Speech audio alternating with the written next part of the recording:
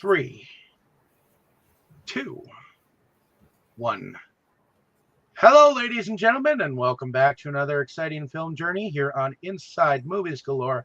I am one of your hosts, but today we are going on about another film in our March Madness marathon of films. Jake, I believe this was your choice for us. Yes.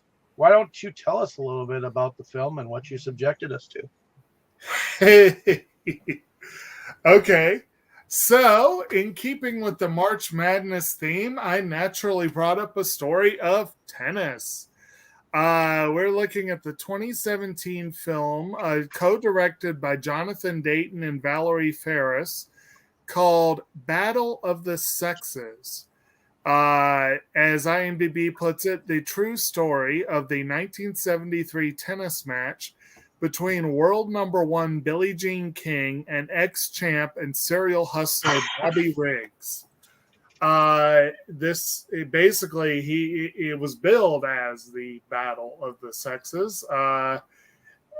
Riggs was a showman and, as it said there, a hustler, and he leaned hard into the character of a male chauvinist who just wanted to show women their place. And of course, Billie Jean King, well-known activist for many, many years. So it's an interesting one. It's an interesting one for our month because it basically spends half the movie letting you know the characters and then builds up to an exhibition match, really, is what this is all about, rather than a full-on competition. But it was a competition, just, you know what I mean. But anyway,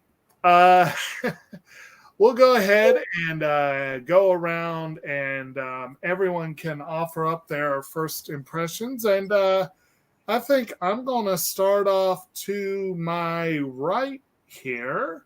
Tammy, is this your first time seeing Battle of the Sexes, and what was your impression of it? Oh, yeah, it was my first time. I have a lot of different feels about it because,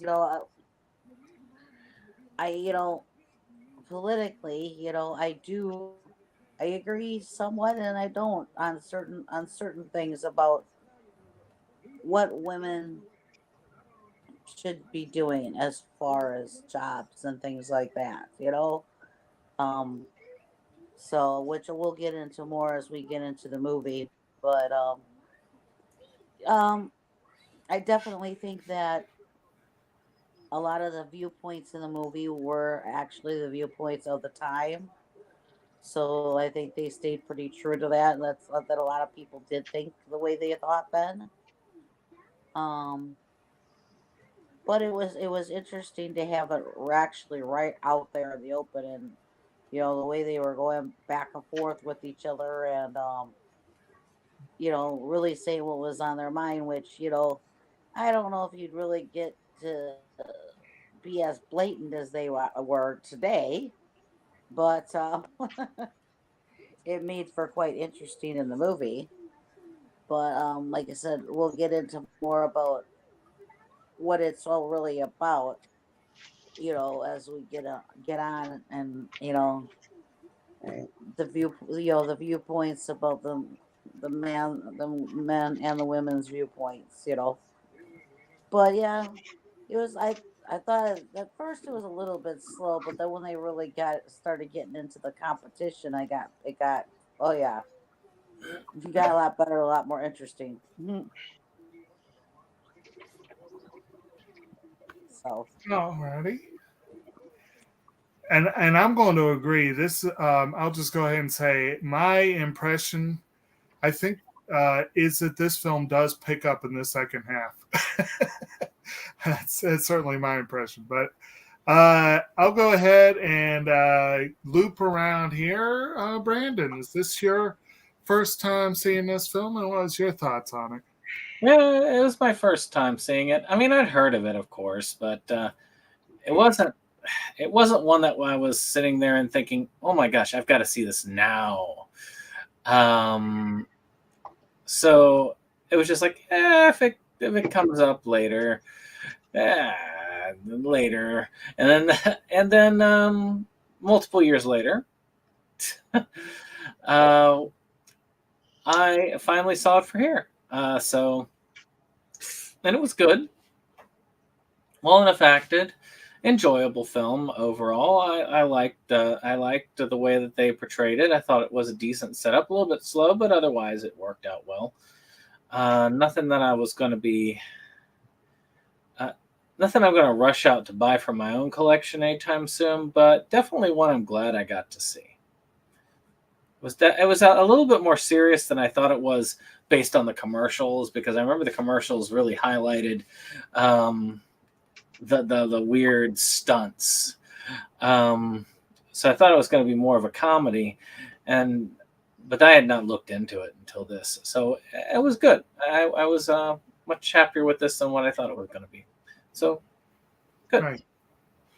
Not to mention that it co-stars Steve Carell, so I could see how some people would make that that jump, And technically, even though Emma Stone is now a double Oscar winner, her first major feature film role was in Superbad. So you definitely have some people there with some comedic background. So anywho, Dave, how about you? Is this your first time seeing this? And what's your thoughts on it? It is my first time seeing this. And at the time it came out, I actually had a screener for it, but I missed out on the opportunity to go to it. Oh. So, that being said, I'm not a huge fan of Steve Carell. He's like up there in my stupid actor range. And I have a little bit of a list of off the wall comedians that I don't necessarily care for, but I did enjoy his Evan Almighty films. I believe there were two of those that were out there, or I think there was two. Well, Evan Almighty was a follow-up to Bruce Almighty. Correct. He played the same character in both. Yeah. Okay. So yeah, that was a sequel to Evan Almighty. So I liked him a little better there, and I wasn't sure what I was getting myself into with him being in here. That being said, I did like the little bits of him playing around with his kid, his younger kid or whatever. I did expect this to be more about the tennis. There were definitely some definite issues of women's equality and LGBT isms in here. Can I say it that way? Sure.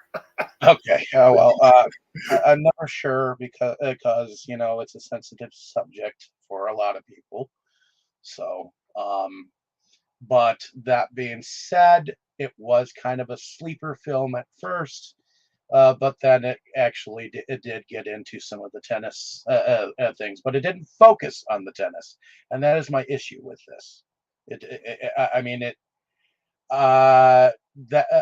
That being said, it was an okay movie, and I definitely liked Emma Stone's quid pro quo-ness with everyone, like matter of factness, like it's not about that their women are better than them. They just want a little bit of respect. So and I think that's all I need to say about it in my first run of this.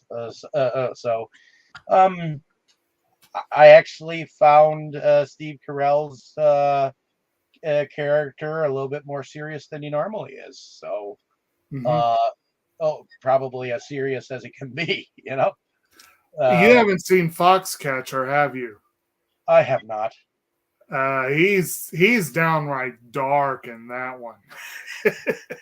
Is that like based on? Okay, That was the I- one where he plays the Fire. DuPont. Fire. But yeah, Dun, dun, dun. I haven't seen that one yet. So, and I haven't seen Superbad. So, so. Oh, I'm glad we might have to do That was Superbad among these those days. films. That was among those films like Knocked Up or Yeah. Pineapple Express, which was a horrible film. Oh, I like that one. I didn't. That was. Oh, I loved Superbad and Pineapple Express, so I can't really say. The monkey's out of the bottle, man. We put that one on and we turned it off. Okay. I know at the time we thought it was stupid. Oh, that's the whole essence of stoner comedies. Maybe that will be one of my next after I go through this propaganda one. Maybe that'll be my next suggestion: stoner comedies. Right. Hey, Well, it's first of all, Stoner it has to be Summer. fun. There you go. First of all, it has to be funny. Well, a lot of them are. Actually, I don't Especially- think we've even covered Cheech and Chong on this channel. So. Oh, yeah. No, we have not, and I would love to. Ooh, they've got a new documentary out. I think it's called Cheech and Chong's Last Movie. I'm going to have to see that one of these days. I know we've got their animated movie. Ah. All righty. How about you, Jake? All right. So that wrapped it up for you? Yeah, it pretty much Okay. wraps it up for me All right. until we get it. So Essential. this obviously was not entirely new to me. This is the second time I've seen this movie, and unfortunately, I say somewhat unfortunately, not too bad, but I kind of backed myself into a corner. I didn't plan well, so I ended up watching my DVD of this film, which means I still have an unwatched Blu-ray. And since I prioritize Blu-ray, it means I technically haven't watched the film for my collection. So I will have to watch it again in the near future. But I don't terribly mind that. Like I said, I saw it. I don't remember precisely when, but it was more or less an Oscar season viewing. This was very much a movie that, to me, screamed Oscar bait, and I was a little surprised that it didn't end up getting anything at all. In fact, it got overlooked by most awards and organizations, although a few of them gave it some awards and nominations. But if nothing else, come on, man, the hair and makeup. This should have been an Oscar. If you, we'll get to that when we do production. But anyway, this was one that I watched for that reason, like trying to put together my own list of like the best films of the year. Dave, I will agree with you that Steve Carell is not usually someone that I will watch a movie just because he's in it. But I do think he is a solid actor. His particular shtick as a comedian isn't so much funny as it is awkward. But he can be funny, and I really do think he has a talent as an actor. Again, I've seen Foxcatcher, which he did get an Oscar nod for. And from everything I know about Bobby Riggs, he did a good job here. He From actually, everything for the most part, they were showing pictures of him later on. And Oh, well, yeah, that's what I'm saying. I'm going to get to that, but I just think the hair and makeup in this was phenomenal. But I agree. and the casting too. I mean, Carell looks a little bit like Bobby Riggs, and Emma Stone looks a little bit like Billie Jean King.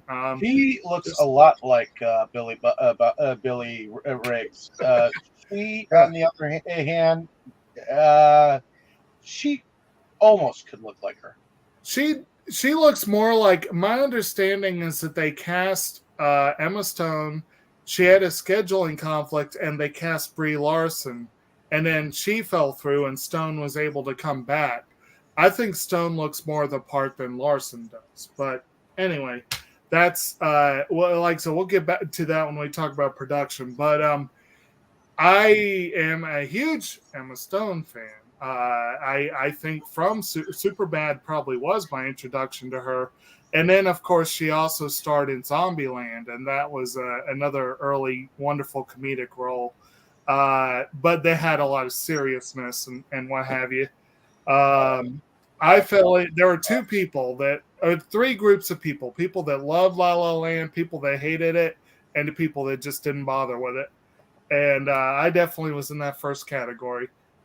I still need to see Poor Things. But anyway, Stone, Carell, we have a wonderful supporting cast in this one. Bill Pullman's in there. We've got some Andrea Riseborough, some other really talented people. And a cameo by Chris Parnell. There's a couple of fun cameos in there. The movie had a whole lot going for it. That said, it does get off to a slow start. I don't deny it. It gets off to a slow start. Some of the scenes between Stone and Riseborough are tonally strange. I would say I think I know what they were going for, but they feel a little out of place with this movie.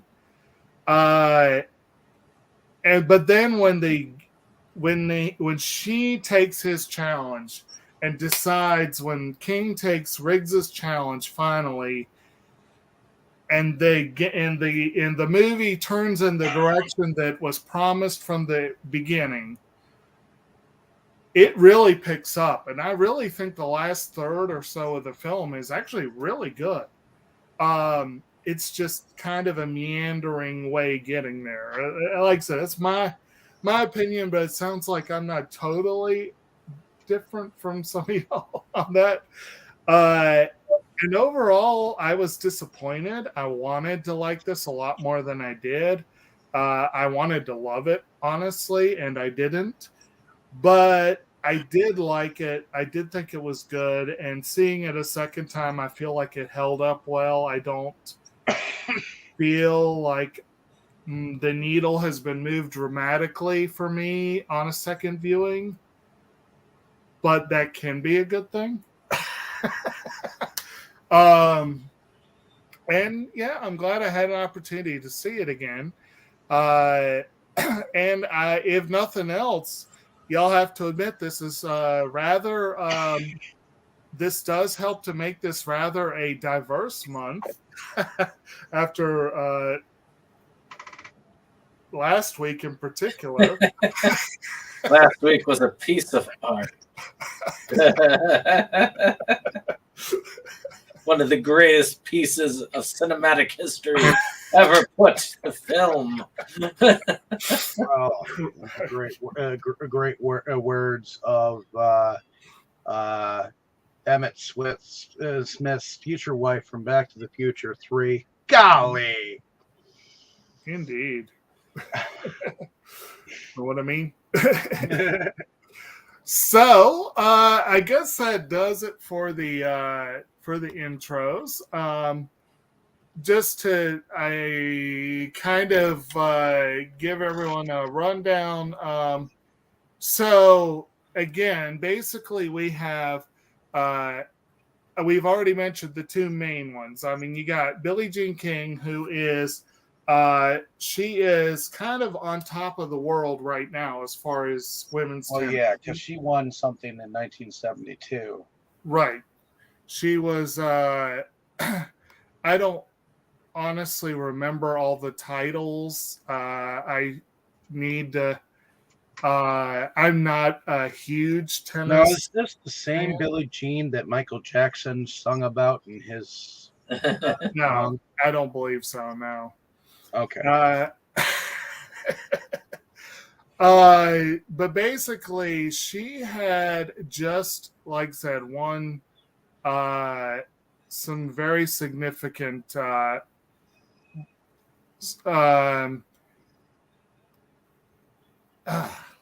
geez, I can't words right now. She is currently near the top of the heap for women's tennis. Bobby Riggs, not so much for men's tennis. Like, he was a big name, I think, 15 years I before? think they mentioned Wimbledon in his history. Right. I feel like he probably was really big about 15 to 20 years earlier. I'd have to double check the timeline, but in the movie, he is 55 and she is 29. This is actually stated at least once, I think a couple times in the film. And one of the really cool things about this that I could do under production, but I'm just going to go ahead and mention it because I want to make sure I Okay, get it she out won the French Open in 1972, which I think was the one that they were talking about. Right. I guess she won Wimbledon in 1972 as well, but there were many years that she actually won during that. And she won the U.S. Open in 1972. Right. And That's, those I were think, Grand Slam single results. yes. And that's, I think, what the big thing was the Grand Slam was fresh in her memory. That's what I was trying to get at, I think. And that, but yeah, like I said,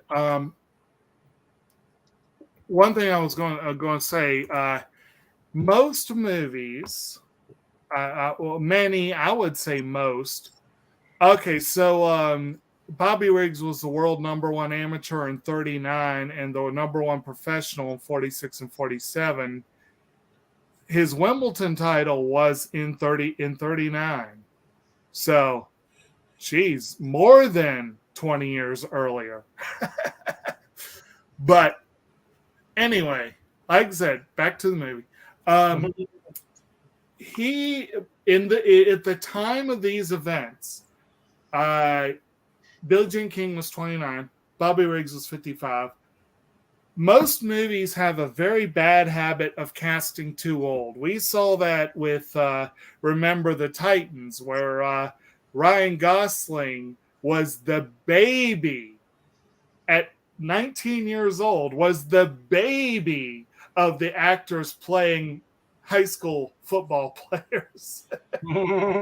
And one of them, didn't we say the guy, Julius, was like 30, 31 when that movie was made? I believe so.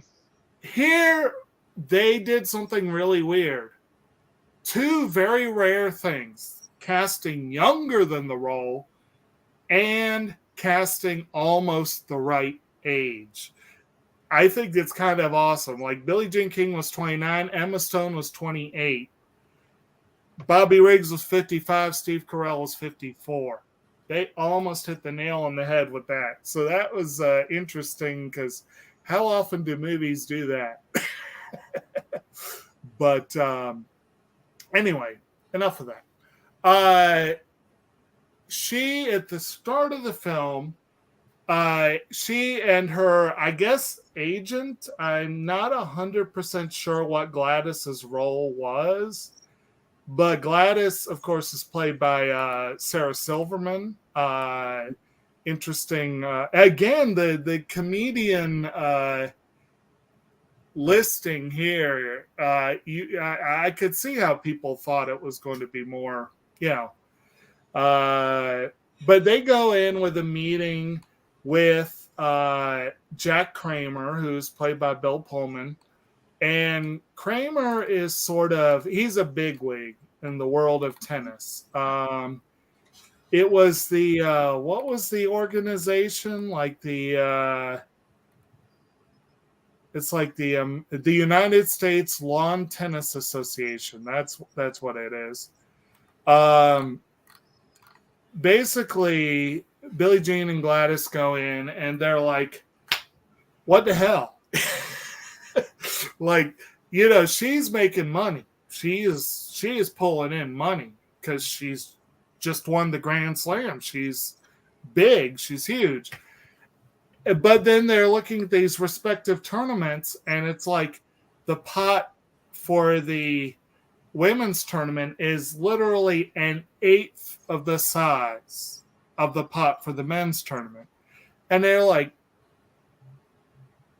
we sell just as many tickets. How are y'all figuring this out? And they're trying to say, oh, well, no one really wants to pay to see the women.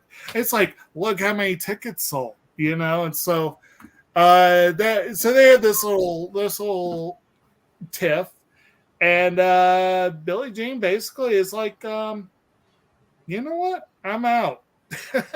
So she and Gladys get together with some of their like-minded fellow players and start their own league, basically, and go on a tour around the country entirely on their own terms, more or less. And you got people like Rosalie Casals, who's played by Natalie Morales. She's really the main one, I guess, who gets some screen time. But then there's also the odd one out. Margaret Court, played by Jessica McNamee, gets brought in. And she's touring around with her baby and her husband, and she represents the very traditional viewpoint, but from the woman's side. And from what I understand of the backstory, they toned her down significantly in this movie. From what I understand afterwards, she actually became a staunch activist on the other side from Billie Jean, and apparently there was no love lost between them. Like I said, they really toned that down a little in the movie. They were at least quite civil to each other. And what's up? I was just laughing. But and also we got Bobby's wife, who's played by Elizabeth Shue, and she apparently is money, and she's apparently keeping him afloat because he has a crippling gambling addiction, and he's been trading off his name for years, basically to ride out a line of credit. He keeps lying to her about his gambling. And his gambling addiction actually is part of the reason why he cooks up this whole exhibition tournament in the first place. Just because he loves a challenge. Let's put it that way. Especially if there could be a payoff at the end. So that's a lot of the main characters and a little bit of the startup of the plot. Does anyone have any thoughts on the early part of it and anything they want to throw out before we go into some of the other characters or what have you? Well, I think three things happened in the very beginning, like you said. I mean, you've got her going and dancing with her husband, and I don't know about you, but if someone came and interrupted me while I was dancing with my husband or dancing with my wife, I would flip out, at least a little bit, because that man, he had to deal with a lot, Yeah. Agent of hers butting in and showing her that paperwork, which basically started the whole thing, Yeah. And when she went in and discussed it with him, she definitely had a lot of balls standing up and saying, "Okay, then we'll take our shit elsewhere. You want to call my bluff?" Right. So. Actually, I think later on in the movie, she says to him point blank, "I've already called your bluff. You want me to do it again?" Something like that. Yeah. But, yeah, she said something about, like, we already did this once, and, what Right. happened? Right. Yeah, I didn't mention the husband. Austin Stowell plays her husband, and I love that his name is Larry King. Obviously, he's a different Larry King, but it's kind of it did amuse me. But I have to admit, there's a lot of Larrys and Barrys in this movie. Popular names for the time. Yeah, But if I Mary remember, was around at the time. because Margaret's husband, his name is Barry, and Bobby's son, his adult son, is named Larry. And it's like, okay.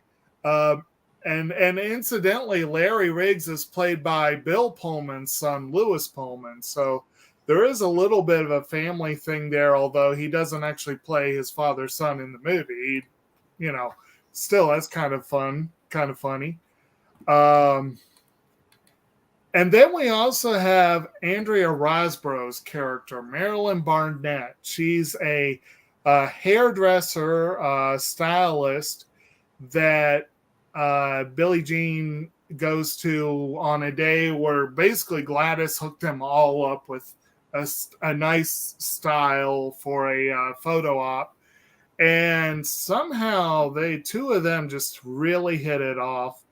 Billie Jean invites her to come out to one of the matches, and she does. She travels a good way to come to one of the matches, and they end up starting a little bit of a relationship that, again, for my money, some of the weirder parts of the movie tonally were their scenes. I don't put it on the actresses because they're both really phenomenal actresses. It's just the way they were directed. I'm just curious if everyone else has a similar feel, like that they were going. It was almost like something out of a romance drama instead of a sports drama for some of those scenes, at least from my viewpoint. But like I said, I'm curious if everyone had a similar thought or. Just a little bit. Yeah. It didn't bother me that much, but I'm sure. Well, like I say, hard to say. I wasn't paying as much attention at the time. Right. Well, so basically, they do end up becoming very close friends. But quickly, certain people start to pick up on things. Margaret picks up on it, but part of that might just be her viewpoint makes her, I guess, more attuned to people who are different, I guess. But also they have two clothiers who are touring with them. I want to say one of them was Henry. I can't remember for sure. But one of them was Ted. And Ted is played by Alan Cumming, who's just a wonderful actor. I always love him. And he absolutely picks up on it and gives her several. Oh, I love his character. Warnings. What's that? My favorite character in the film. And Larry also picks up on it. He realizes something is going on between these two. And I got to admit, he comes across as a really open-minded and dedicated guy, because he's clearly hurt. But he doesn't make a scene or do any, he stays in her corner and supports her. He almost threatens, the hair girl, but I think he loves his wife a lot. Right. Now, my understanding, I read a little bit on this that apparently things did not end well with Maryland.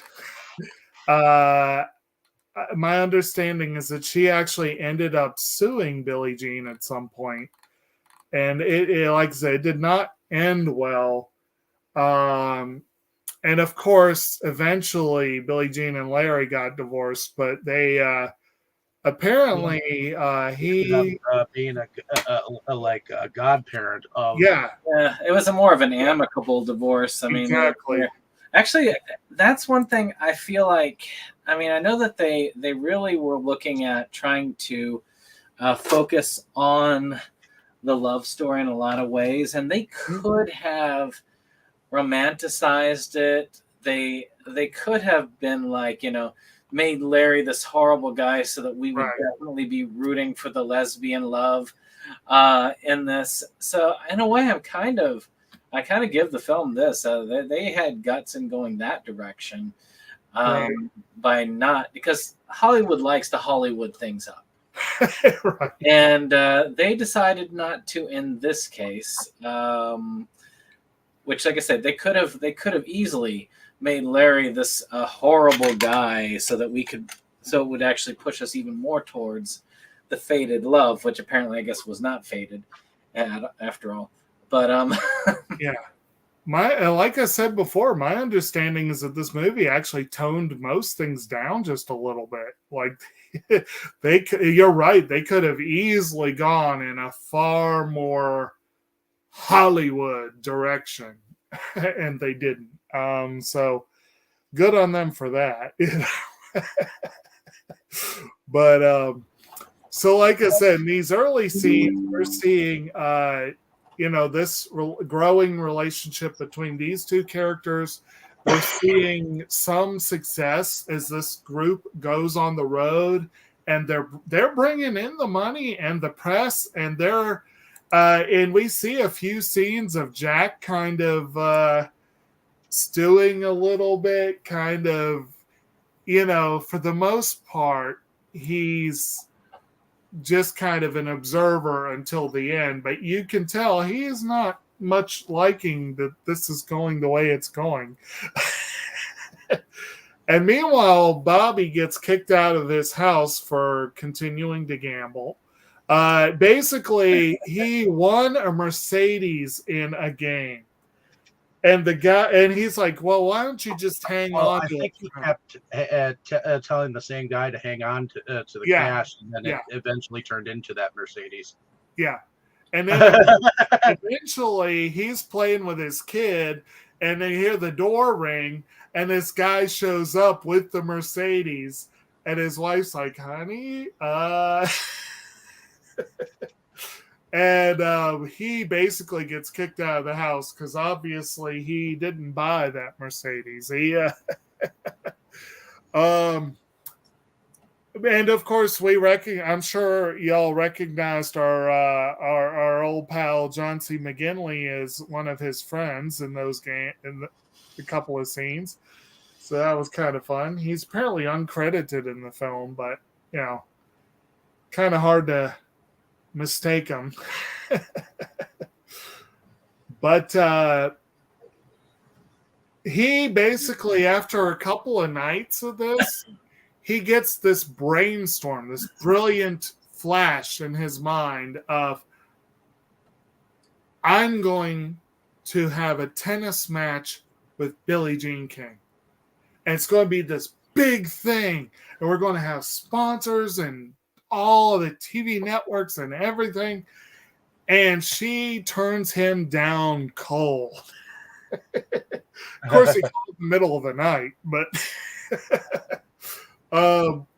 he doesn't want to give up. So he approaches Margaret, and they end up doing an exhibition match where she gets trounced pretty badly. Basically, and I wonder what her thought on this was, actually, but the movie basically plays that she doesn't handle pressure well, and that basically all his antics, all his shenanigans, he was able to put the pressure on her. And I really doubt that he outcompeted her solely on athletic talent. And I'm not sure that the movie makes that. I think the movie basically makes the argument that he outcompeted her by freaking her out, basically. Yep. Because there was a sexist smear campaign going on. Oh yeah. In the background, and Bill Pullman's character was head leader in that whole shenanigans of it too. So,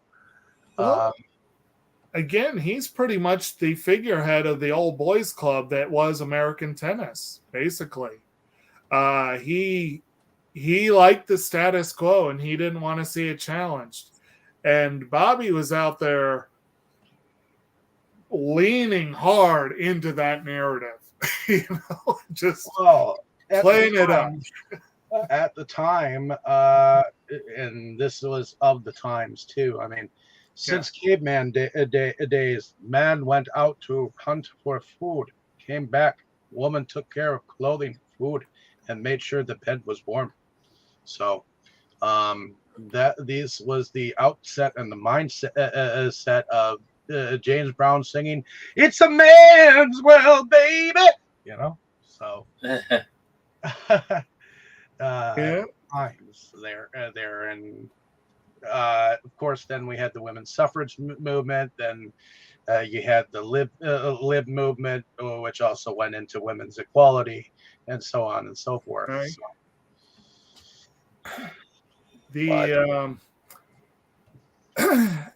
It's what am I saying? I'm sorry, I got distracted briefly. All right. But yeah, it's a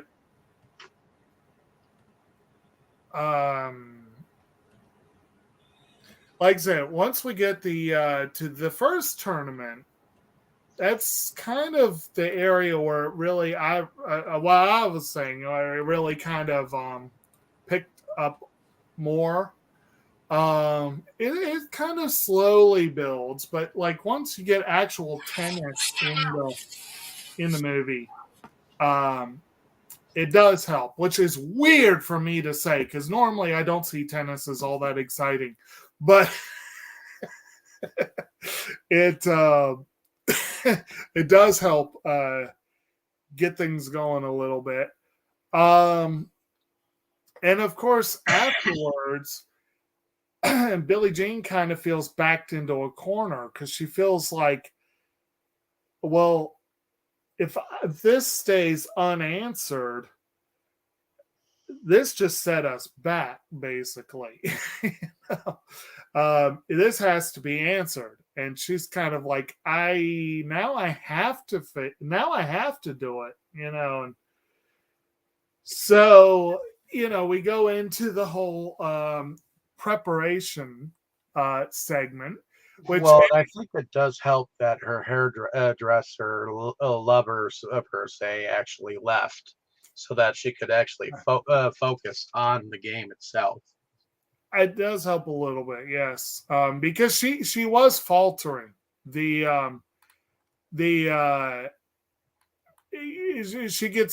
got distracted by that, and that's a common thing with sports figures. They oftentimes will worry about distractions and all that kind of stuff. But at one point, her husband, I think she said that's why Larry doesn't come out with me because it's a distraction. So it did help her when Marilyn ended up going home for a while. Meanwhile, Bobby has his own training regimen. We have Fred Armisen in there, a small role as, I guess, a vitamin pusher is the best way to describe him. He's basically Bobby's drug lord, but it's like vitamins and stuff. It's it is quite interesting.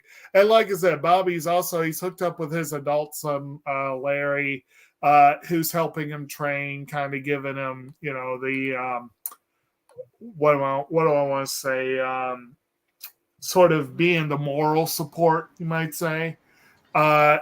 He's still not getting much from the wife, but she, I think they do have a meeting where she's like, I appreciate what you're doing, but I can't get back with you. Of course, eventually she did take him back. Apparently, I believe they said something about that in the end credits or something. But from what I understand, she did end up actually taking him back. So, we're work up to the the what? Sorry, it was somebody texted me. Wow. Okay. So basically, we end up getting to the big, the big game, and right before, Billie Jean has chosen Rosie to be her person in the commentator's box, and Bobby has chosen Jack, and Billie Jean's like, she is basically like, hell no. And she's like, if he's the announcer, it's off. I'm not doing it. And they end up having a little one-on-one. And this was the part where she's like, I called your bluff before. You want me to do it again, basically. But she basically tells him, Bobby's out there clowning it up, acting like an ass, all this kind of stuff, being the quote chauvinist pig. And she's like, and I know it's mostly an act, but with you, it's not an act. She's like, I know that with you mean everything you're saying, and you have the ear of the country. She's like, I don't want every play to come through your mouth, basically, is what she's saying. She's like, I don't, so basically he reluctantly backs down, congratulates everyone. It's like, and then he goes to the press separately and tries to play it off as he decided to be the bigger man and step aside so that someone else could do it. And of course they have Howard Cosell come in and do the commentating, and I got to admit, the way Howard Cosell did it, it wasn't much better. But at least I guess at least it wasn't Jack, I guess you could say. And I'm kind of curious about something here, and I think they actually did, and I wonder if anyone would disagree on this, but I think they actually did the Forrest Gump thing and had footage of Howard Cosell with Natalie Morales acting off of him. Does that sound correct? A little bit. I haven't been able to see anything on that, but he looked and sounded a lot like Howard Cosell, and IMDb lists it as archive footage. So it's like, that's an interesting way to do it. Well, they definitely showed the original announcer for the game, I think. Yeah. During the final tennis match and whatnot. Oh, and I told Tammy earlier, your serial killer is actually in the background watching. Yeah, that's like I said. He's one of Bobby's friends. Yeah. Uncredited role there, but it's good times. Speaking of Tammy, we haven't heard much from you. Is there anything that you wanted to comment on what we've hit so far? I mean, we're just starting to get into the kind of like the slinging back and forth with them, and the views and everything. So, what do you think about that smear campaign of sexism going on? well, I definitely, I don't think a woman's place is just, to have kids and keep house anymore, but I don't think every job out there is meant for a woman either, or every sport either. I honestly, yes, I'm a woman, but I honestly think that there is no place in football for a woman. You are probably correct. Except for being a cheerleader on the sidelines. Right. I think that is a very rough sport, and it's meant to be a rough sport, and it's meant to be Yeah. for men. And I, if a woman wants to play with her friends, fine. But I don't think that's something that she should professionally do. I think that's a sport that should be left to the men. And I'm not trying to be sexist or anything like that, but I just don't think that that's right. I think as far as a lot of jobs that are out there, I think women are very good when it comes to um,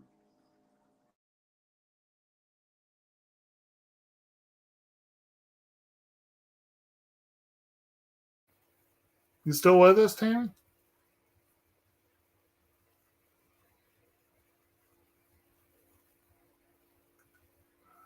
Huh. I wonder if their internet's having trouble again. Well, I mean, I would say that a lot of this, and you can tell that the guy is just showboating it. That Yeah. it's not necessarily his belief. It's like she said when later talking to the one commentator. It's like, Yeah. I know that he's just doing this because he's just sounding off at the mouth. It's just a game to him, but to you, it's real. Yeah. And that's really where the issue is to many of those men at the time, it is real that a woman's place was in the home, making babies and taking care of the man, and that they had no place in the career field. And this, of course, made it a actual political fight for her and all women to be able to have some sort of equal rights. And that there may be some sports that women probably will not be as popular watched as. Tennis was not one of them. Right. As a matter of fact, tennis really relied a lot more on dexterity and more than just strength, and that was something that many women have, even over men in some cases. Right. So it's there. But in this case, I think that was a great political fight.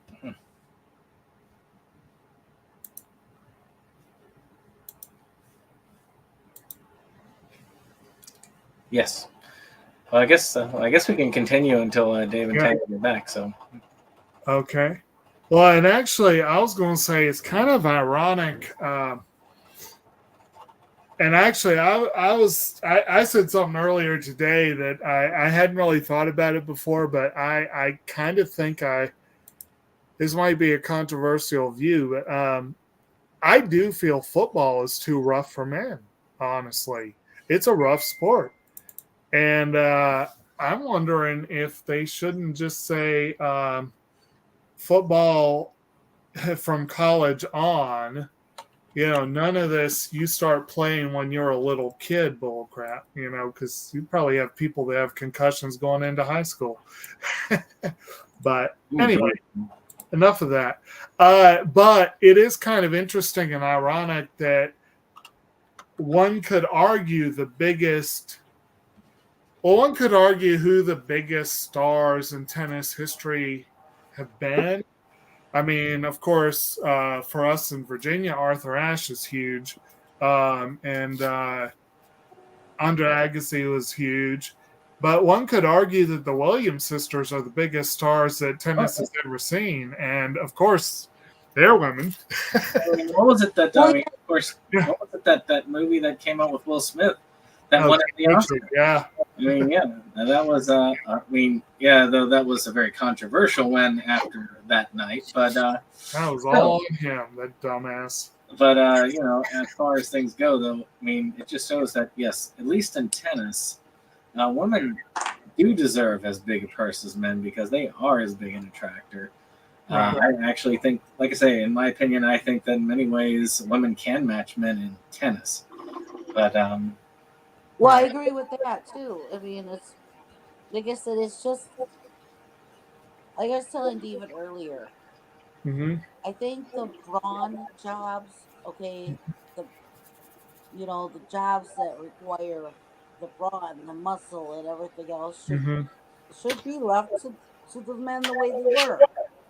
Okay, and and I'm not trying to be sexist or anything, but I think women do very good as far as running like offices and banks and things like that. David asked me what I thought about women in the military, and that I'm fine with too because I feel that I don't care if you're man, woman, what race you are, what religion you are. If you live here in the United States and you want to defend your country, you should be able to, and it shouldn't matter who you are. If you're willing and you're able, you should. That should be something that everybody should be able to do. So Mhm. that I do agree with the military part, but other things, yeah, I think there are some things that should still be left. That these are men's job. You know, sorry, but there may probably are a lot of women that probably wouldn't agree with me, but I'm just stating how I think it's how I feel it should be. I'm not saying that we should all just be making babies and making a home. No, but there are certain things that just should be left alone. Mhm. Mhm. Right. So we had where are we at with the? We're up to the final game, aren't we? Yes. Okay, so they come in.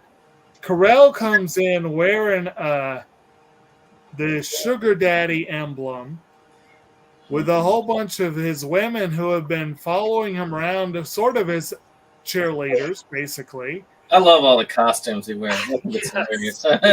He has put on some interesting costumes, let's put it that way. But he Wearing comes in, yeah, wearing this yellow sugar daddy jumpsuit and carrying this great big bar prop, sugar daddy prop. And he hands it to her. And she's like, "Oh, thanks. I have something for you too," and gives him a little pig. And I found that kind of amusing. I was like, "That's a good little." She was mostly quiet, like she kept saying things like, uh, it's enough talking. We'll just when we get on the court, that sort of thing. Like, so she was sort of the straight man to his antics, which was kind of it worked pretty well. Well, As his whole shtick was backing up Jack yeah, and his stuff, where they thought women were weak, couldn't handle the pressure, yeah, and just didn't have the stuff to be able to handle um, anything that the men apparently have proven themselves over and over that they can do. Um, and unfortunately, I don't think the previous woman was up to par um, as far as anything. But this woman showed her balls, just to say the least, right, that Yeah. she could handle it.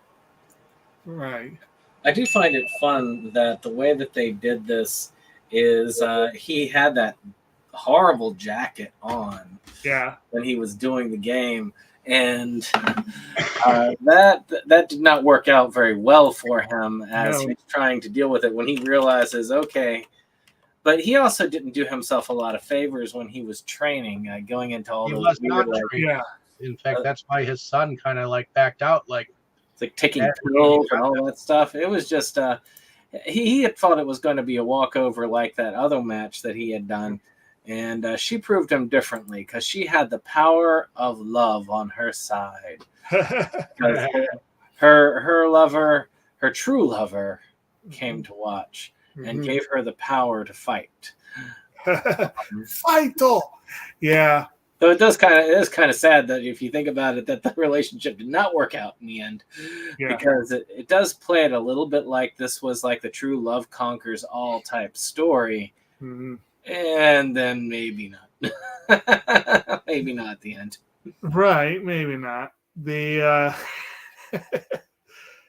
It but yeah, at the end of the day, he basically he did underestimate her, and he underestimated his ability to get in her head. You know, he wasn't able to nearly as much as he was with with Margaret Court. Um, but also, I think he overestimated. Yeah, he may not have been. He may not have bought all the shit he was slinging, but he at least seemed to mostly agree with it. You know what I mean? Like, it wasn't like he wasn't as intractable as Jack Kramer. But he definitely did think that even though he was 55 years old and well past his prime, he should have no problem winning, you know. And he did have a problem winning.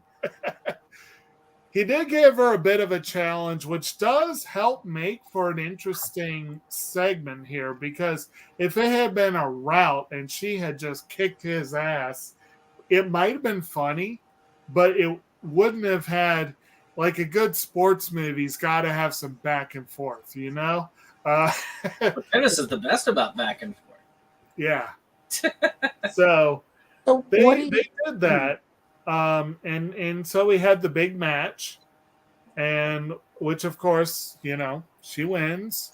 And really, that's kind of the end of it. They do have the little blurbs at the end that tell a little bit about what happened after.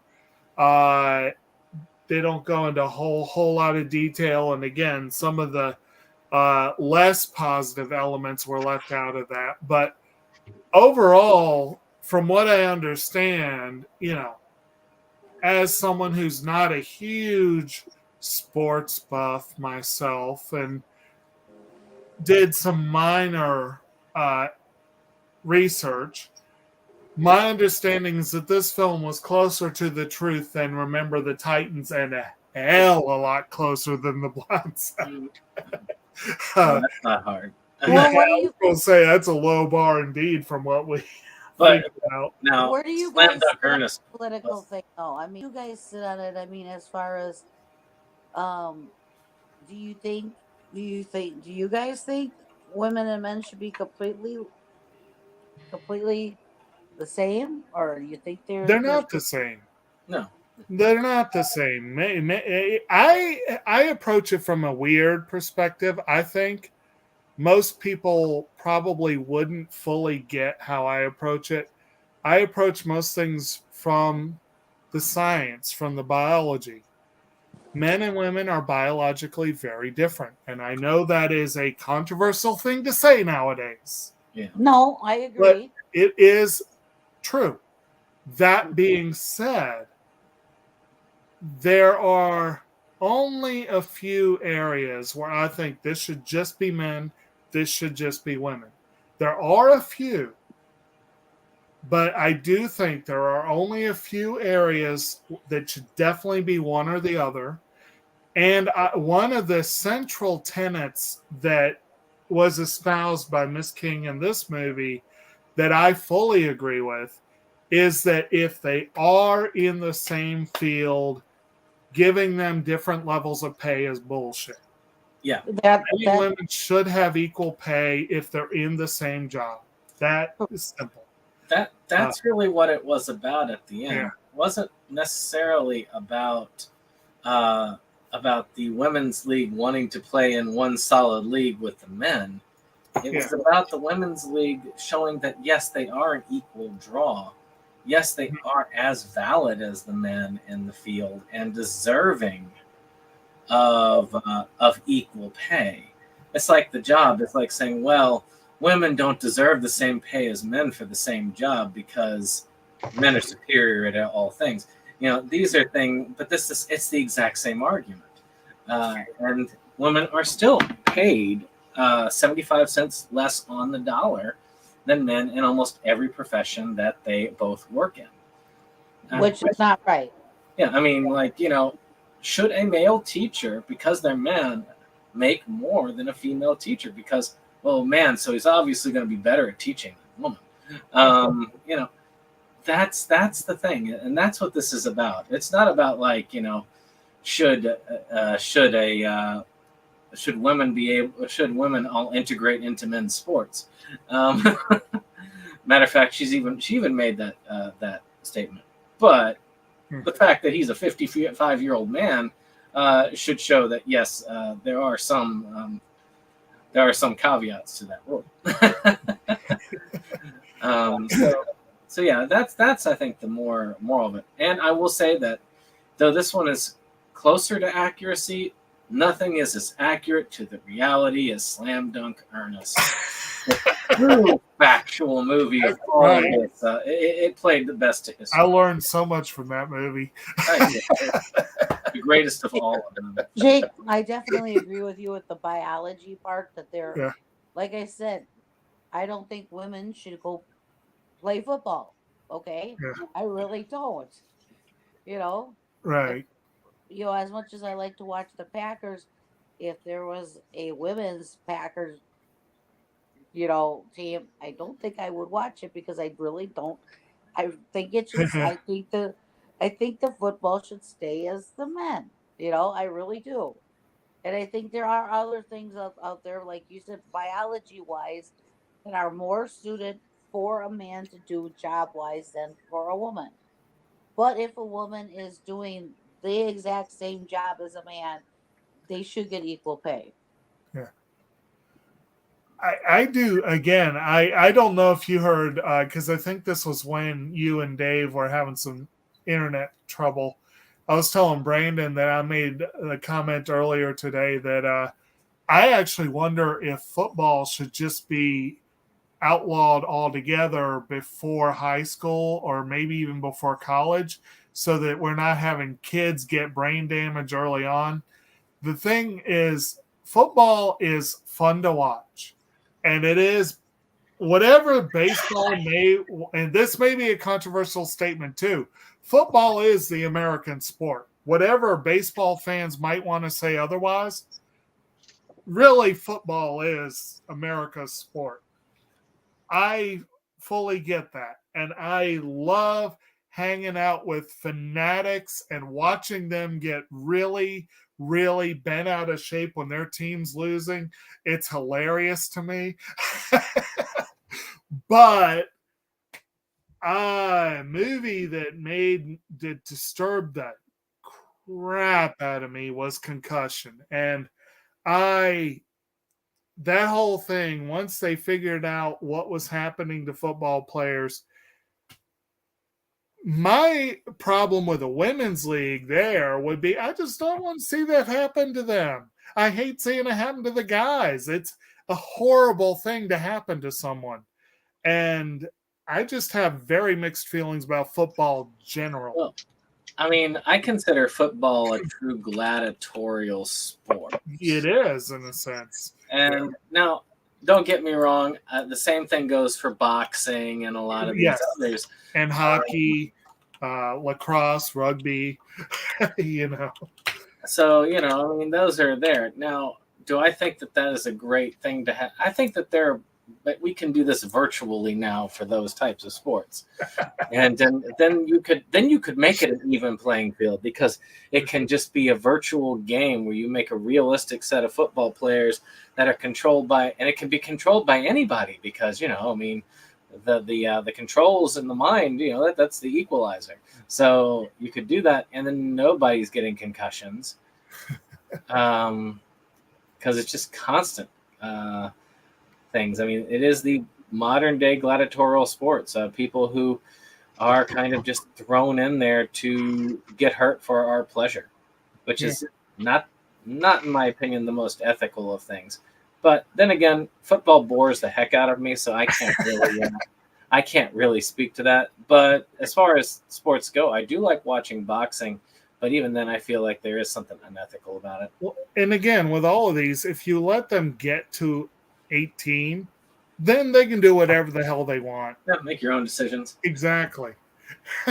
So long as you understand the risks at that point. Exactly. Because as a child, you really don't understand the risks. It's a lot like a lot of these other places, like you can't have these certain procedures below 18 because you don't know better. Well, I think that should be the same for something like those. I agree with you. I think it should be something for like sports like football and so on, where your mind could be screwed up for life.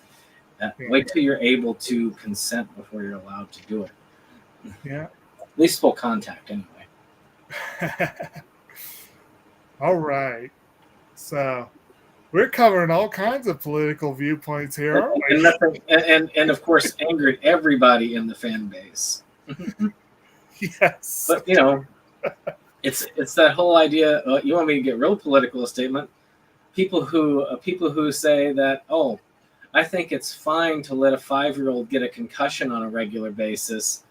Are like, but having the 5-year-old wear a dress if they want to, that should be illegal. That's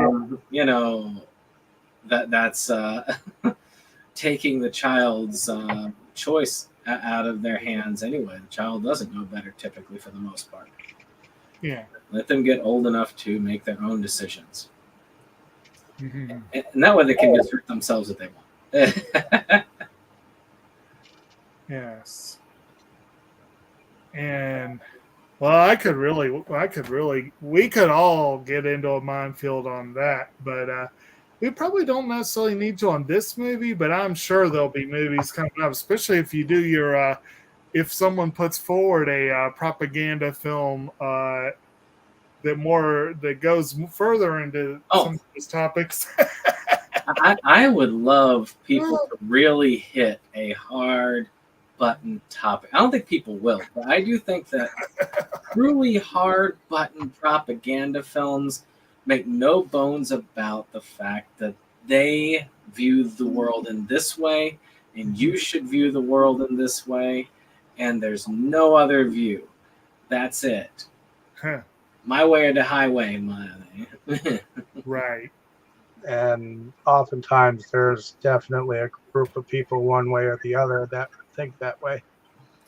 Oh, there's always. That's why there's multiple views. I mean, there are propaganda films that will play to you and me and our own sensibilities, and those people are the target audiences of those films. Mm-hmm. They play just enough to your sensibilities to radicalize you towards that particular view. Right. This, however, is not necessarily a propaganda film. It could have made it one. They could have made it one, but it was too wishy-washy to truly be a good propaganda film. Yeah, I think so. I'm not sure wishy-washy's the but like I said, I feel like, and maybe that's one of the reasons why the movie didn't really catch fire more than it did, is that it is kind of toothless given the subject matter. Like, could have been a whole lot more controversial. Oh. It still wades into some controversial waters, and surely we're going right there along with it. But well, I was telling Tammy earlier that the fact that we did get into some discussional territory, like before we even got on, that's what I always hope to, dig up, that a film will actually have have the juices of talking start way before it even happens, So it did its job on us. So. Good deal. All righty. So we've pretty much hit the plot and we've hit most of the characters. So does anyone else have more that they want to go on either of those aspects before we go into the overall production of the film? Okay.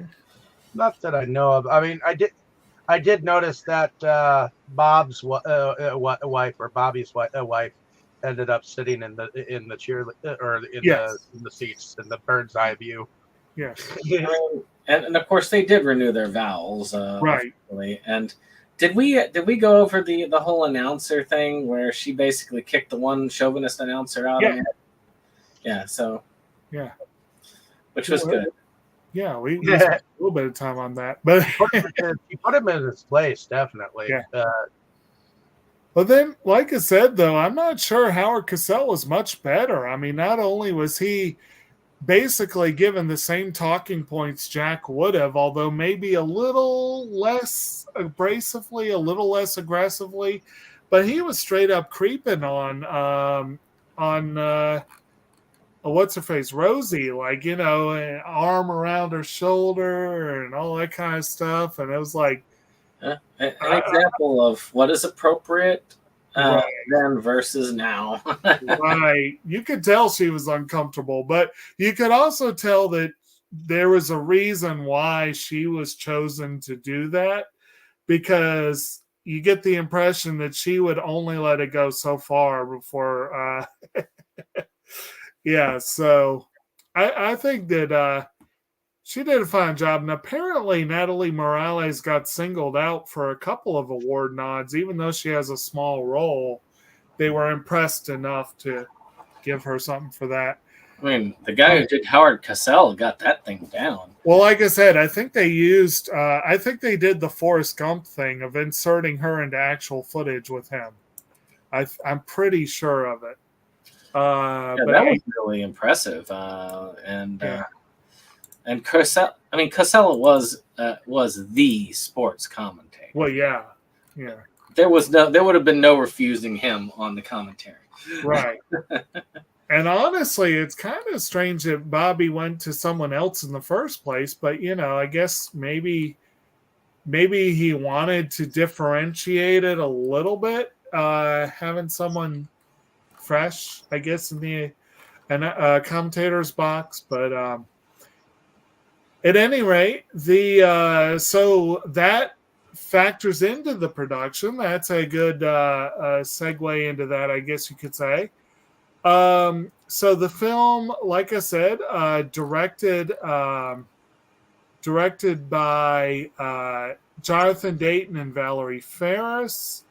I'm trying to remember what they have done. What's that? Previously? Dayton actually, let me look at this.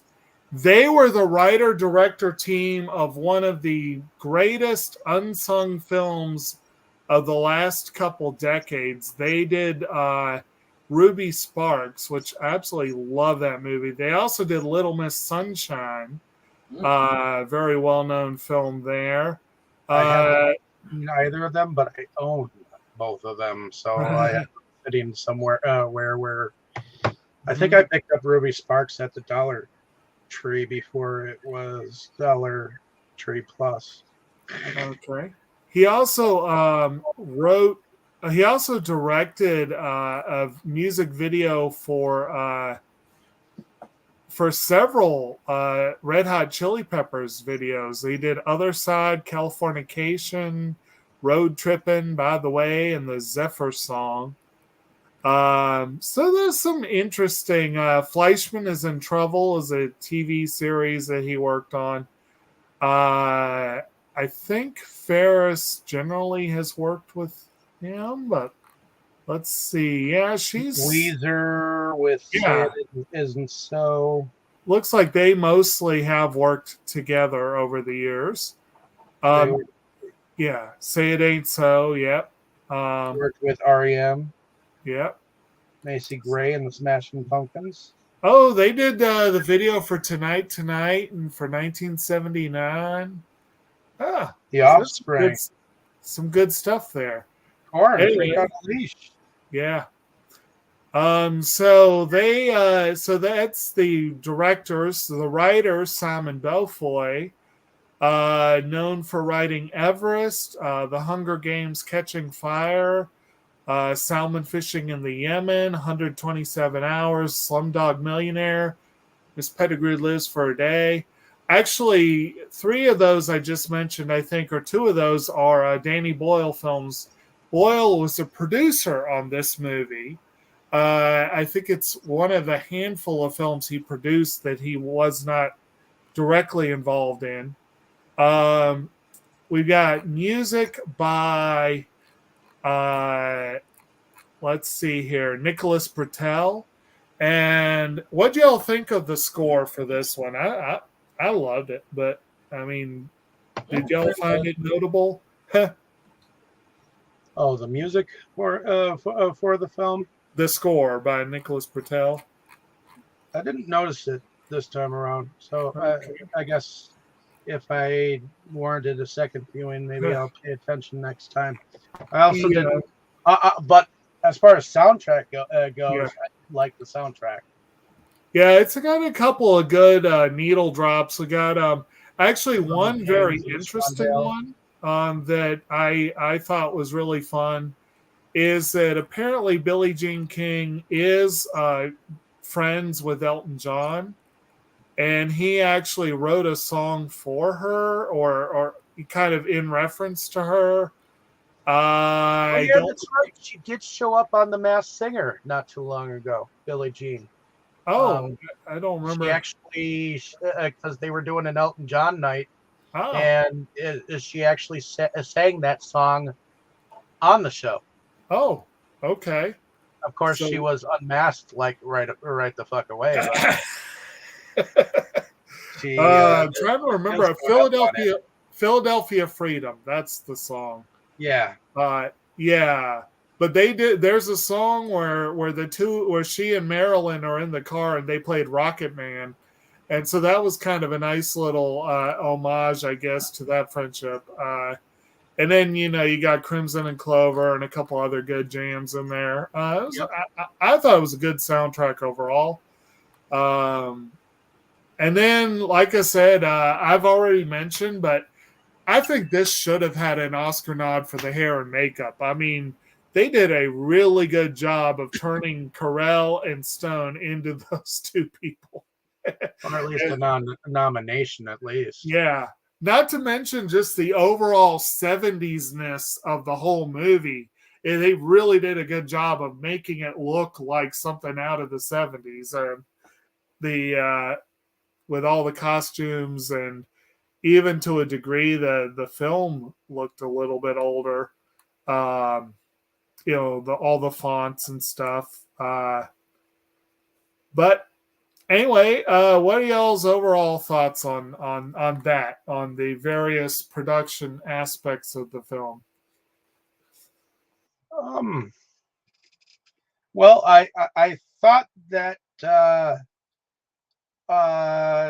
they definitely had a feel of the 70s production wise, which you aforementioned, but wherever they were at and on the road to where they were going, I mean, they'd made it very believable that they were on tour, and in a sense they were kind of like roadies. Well, they were kind of, because they had cut their ties from the place, and they were flat broke, and they ended up having to do everything on their own speed. So in a sense they were kind of roadies, at least in the very beginning, because they had to room with each other. They probably had had to carpool with each other. It was very much in essence of what musicians had to do at that point in time too. So in fact, the whole way the hairdresser was able to come along with them was like, hey, we really need a hairdresser. Okay, hop in the car. So that being said, I mean, the tennis matches felt like tennis matches. I'm not exactly sure where they played their tennis at any given point in time, but it did look like when they had it on that small little screen that they were actually at a place with an audience and all that jazz. Right. So whether or not they green screened that or not, I'm not sure, but they might have. Am I remembering correctly that the big match was at the Houston Astrodome? Am I remembering that? I think so. Yeah. So that was an interesting thing. But they definitely seem like they projected that this happened exactly where they happened. So Yeah. that's all I can say about it. What about you guys? What do you think about the production?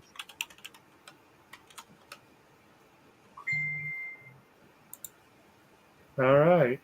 Tammy? I thought the production was decent. It seemed like it fit the time, and seemed like the views at the time were kind of like, how they portrayed them. Okay. That definitely the whole atmosphere, the whole background of the costume, like you said, and the places, everything seemed to fit for the time. So I think they did a good job. Good deal. Another thing I neglected to mention, but I feel like it should be mentioned, is that apparently Emma Stone is not that great of a tennis player. I'm not sure how good Steve Carell really is, but they did a really good job, I thought, of editing in their body doubles and making those games look relatively realistic. That's always a big thing with sports films that I think tends to get overlooked is That they might have had stuntmen. what's that? That they might have had stuntmen. Well, right, but making it look like the actors can actually do what they're doing on screen. Yeah, true. But I think they did a fine job of that. Brandon, you have any thoughts on the production? Most of it I agree with from what y'all have said. I do think costume design was pretty cool. Like I said, the various costume changes were kind of funny. But it really was good costume design overall. I mean, great period clothes, all of that. It looked really good from that time slot. I did have a thought though, as you're finishing up there. Oh, when that agent lady came in and said that their sponsor was the Virginia Slims, and the one girl took a hit of the Virginia Slim and she coughed at it. I was like, really? Because I don't remember Virginia Slims being that like. I remember smoking a couple of those underneath cheerleader benches. They were very fucking slim, and you could break them just like fucking nails. And they were definitely not that strong. I can imagine though she wasn't used to it. I was gonna say, if you were a non-smoker, it doesn't matter how strong or not you think. Right. And I did like how she did that, and then Gladys took it back. And she's like, "I'll do the smoking for you." Right. I just had a thought because maybe it's because I'm an experienced smoker. That has a lot to do with it, yeah. I just remember those things being like okay, those were the cheerleader smoking utensils. I guarantee you, if you were a cheerleader on a football team, those were the pack of smokes that the oh my god would be smoking. Okay, good to know. There you go. So, all righty. But that being said, bring us a little bit forward. I think we're on the. Well, actually, that does bring up a good point. We keep mentioning about like those were the times. Like the film does a good job of showing the times. There is an amusing irony that's much less. You wouldn't expect it today. It wouldn't necessarily go over well today, I would imagine. But there is an amusing irony in any sports outfit being funded by Big Tobacco. You know, it's interesting because cigarettes are not exactly known to improve your athletic ability. I will say that I am glad that today we don't have kids advertising cigarettes. Yeah. Yeah, Yeah. this is true. Tastes like happy.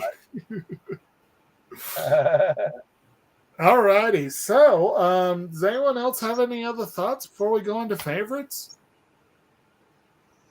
Not that I know of. That was Okay. just an off the wall thought. Sorry about that. No, that's all right. It's a pretty slim discussion, but that's a good thing. I need to work better at cutting mine down a little bit. I'm perfectly happy with us not going to like 12. Yes, exactly. So let's say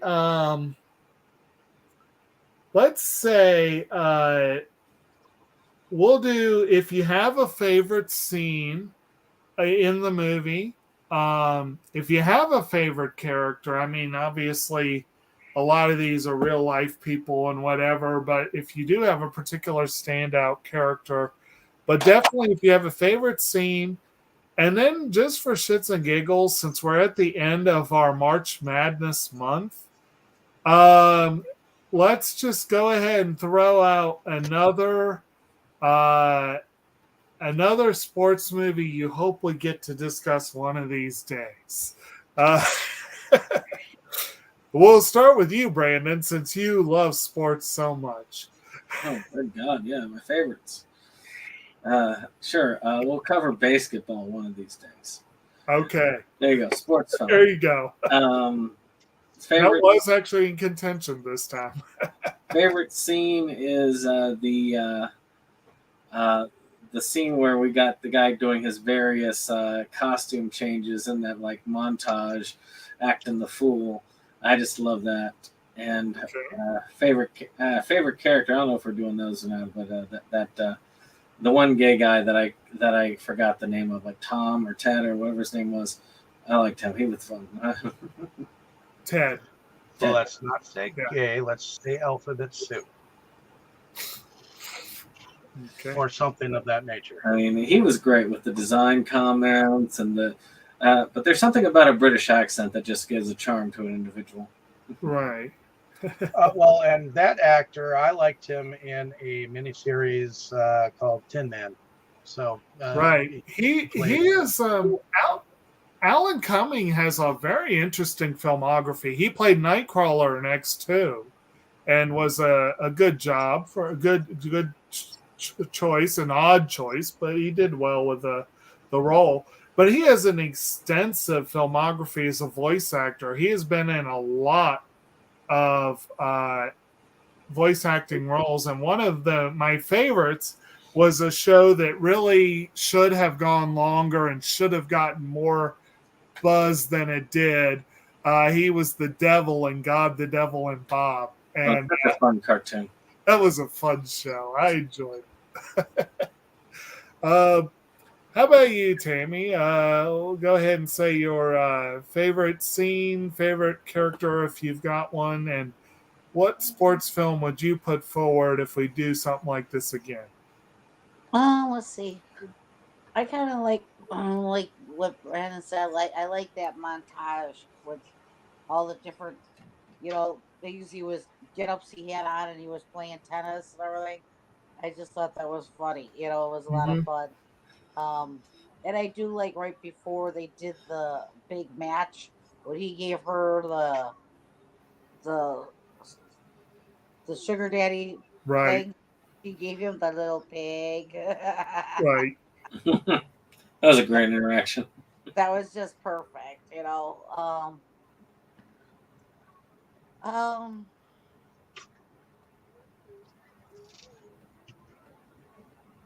I really hate to say it, but I really liked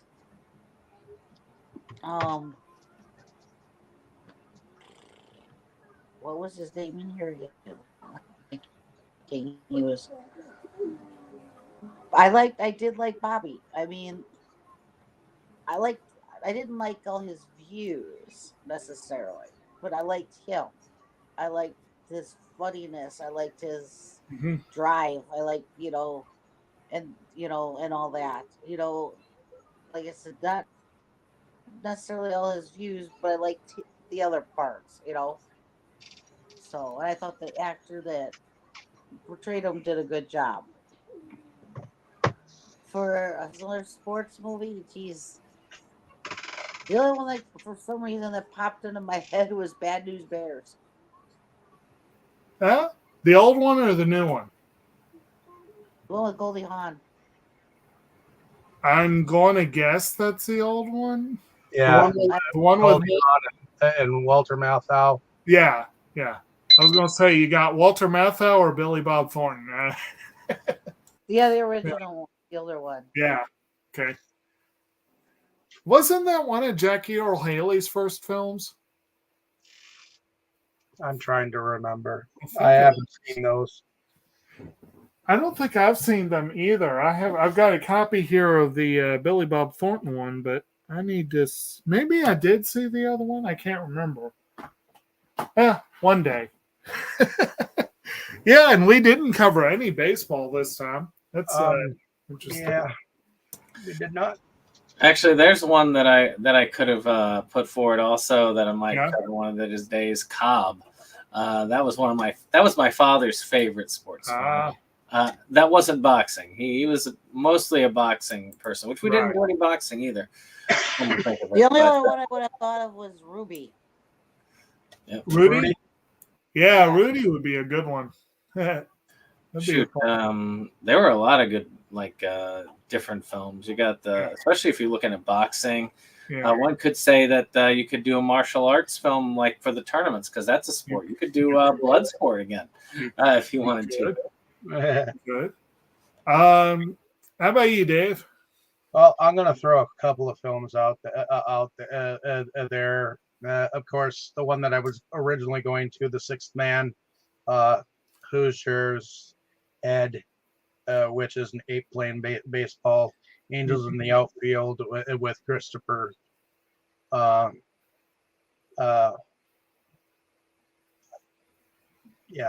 Back to the Future. Christopher Lloyd. Christopher Lloyd. Yeah.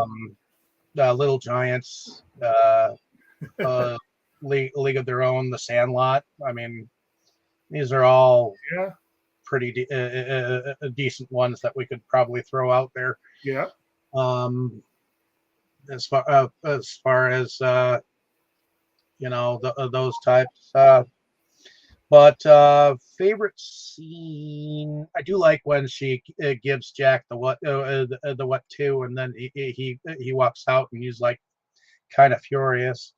And I do like how the one announcer later on was saying something against Jack, and that women are more prominent or whatnot later on. And I do kind of like the little montage of different things that Steve Carell was doing. And the pig. Sorry. Will Burr definitely enjoyed that moment. The humble pig. But that's pretty much it for me. All righty.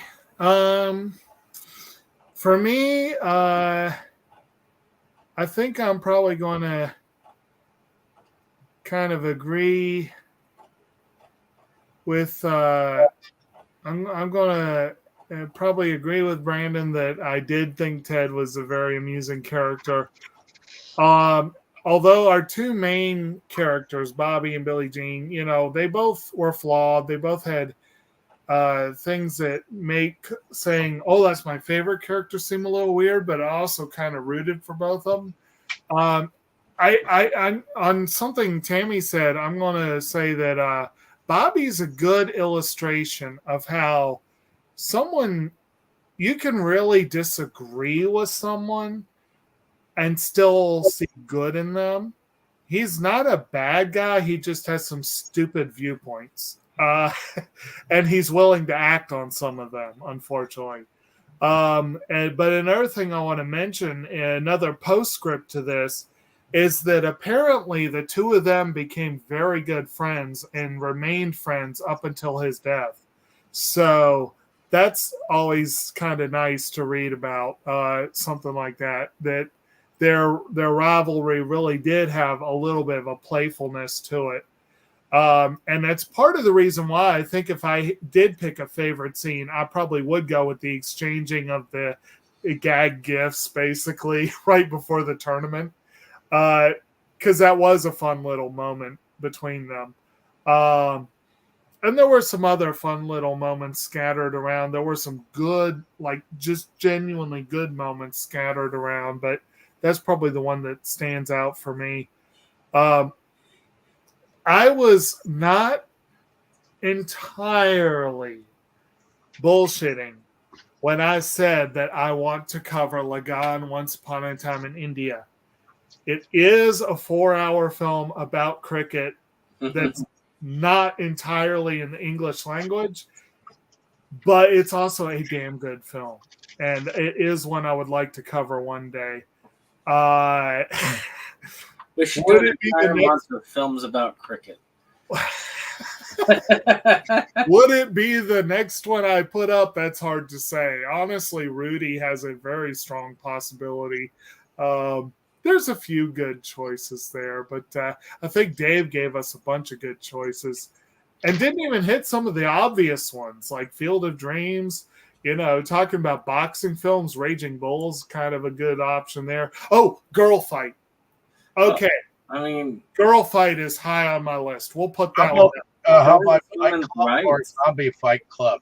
Oh, Fight Club would be, well, that could count almost. What about the Creed movies? What's that? Oh, the Creed movies? Yeah. Oh, yeah, the Creed movies would be excellent. Well, you guys complained so much about Rocky Month, though. I mean, going with I'm sorry, but around Christmas time, everybody was. I mean, yeah, they're not Halloween films. That's true. That is true. But, you know, going with women's rights, a league of their own. Yeah, there was that. But, yeah. All righty. So, that, I guess, about does it for Battle of the Sexes. I guess, unless anyone has any final thoughts, we can hand it back to you, Dave. Alrighty. Well, okay. I'm not sure we entirely need to go through our outros. I think our audience kind of knows who we are if they are listening or whatnot. But if there are any announcements that anybody wants to throw out there, like Brandon, did you have anything that you wanted to spritz out there? Well, I mean, you know, in the stuff down below, there's a link to our store page, which currently has my movie, Amityville webcam in it for sale. Of course, it also has the Boris DVD. It also has Shackle Demon Project for sale, and we'll soon have Tales of the Forgotten, I'm sure, on it as well. Act 1. So it's going to be it's a pretty cool store page. You should go there, get a lot of them, buy a lot for us. But also next month is going to be Antique April. We're going to have 5 films that Jake had set at 50 years and then learned to regret that. Because that's 50 years ago was 1974. I realized too late that 50 years doesn't go as far back as one would think with an antique theme. So at the end of the month we have the 1960 film Peep Show, which is a very Peeping Tom. Sorry, not Peep Show. Peeping Tom, which is a very,